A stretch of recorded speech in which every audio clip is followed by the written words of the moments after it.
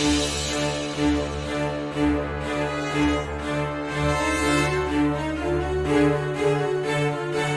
everybody, welcome back to my channel. Yes, today is Thursday and look good outside. Go get some sun.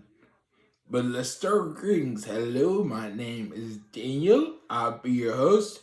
Your guy in the chair. He said it! and today we're going to be enjoying the Croaker Jerkers review of Gran Turismo. He's surprisingly good, to say the least. So, enjoy.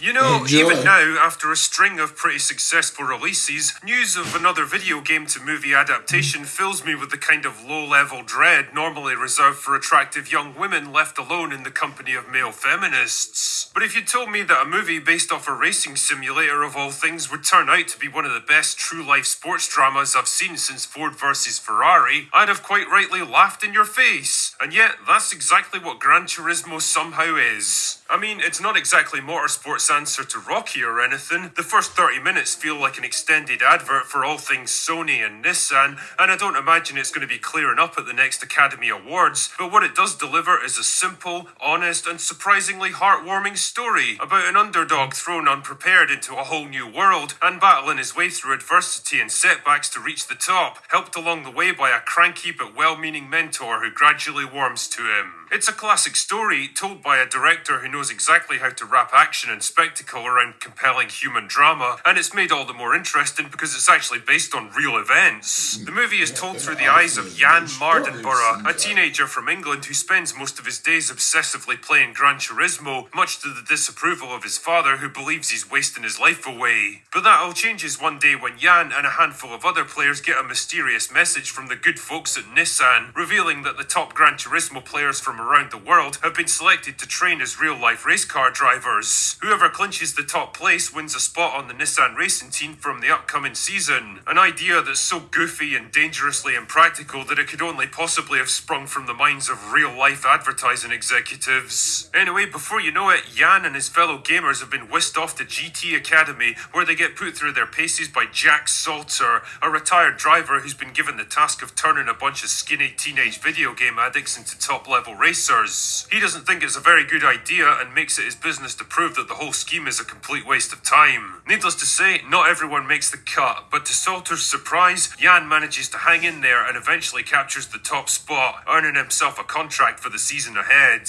Pretty soon, he's in his first race, which turns out to be a real baptism by fire. His fellow racers and even his own pit crew treat him as kind of a joke and do their best to force him right out of the sport. And when a near-fatal crash threatens to prove them all right, will Jan have what it takes to fight his way back, or will he give up and walk away for good? Now, I'd be lying if I said there was anything particularly subversive or unexpected in Gran Turismo. In many ways, it's content to drive a well-worn and reliable path with all the stock elements you'd expect from a sports drama like this. The plucky underdog given a 1,000,000-to-1 shot, the grouchy and aggressive mentor who seems unforgiving but ultimately pushes him to reach his true potential, the early success that shows what he can accomplish, the disastrous setback that damages his confidence and forces him to dig deep for a triumphant comeback at the end.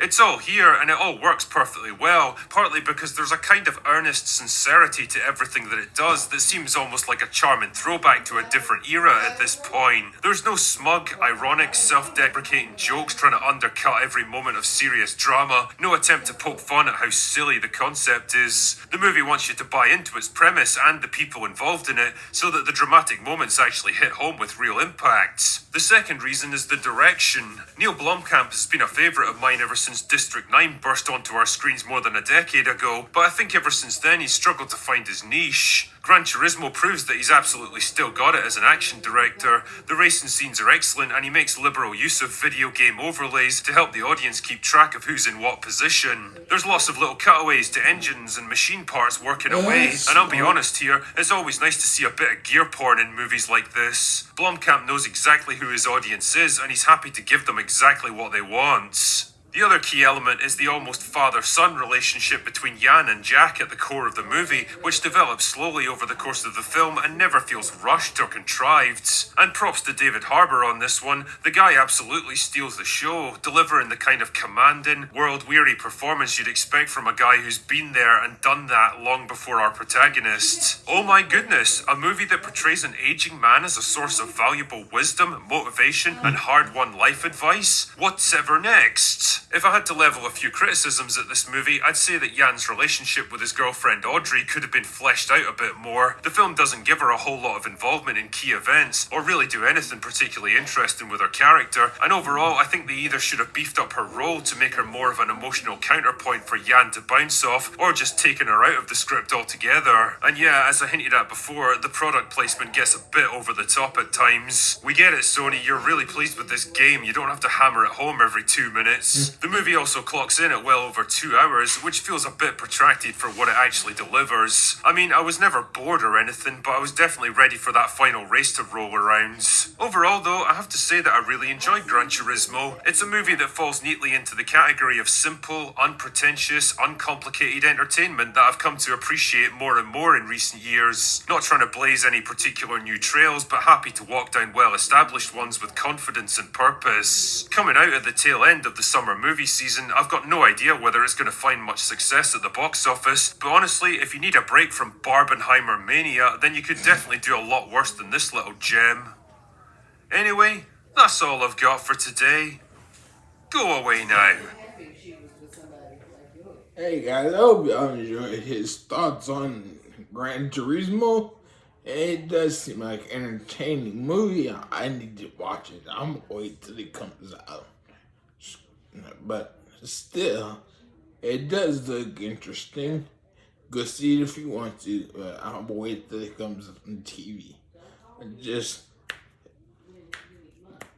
like it, comment down below, and then finally subscribe for more, hit the notification bell to be notified every time I post a new video and share. Bye.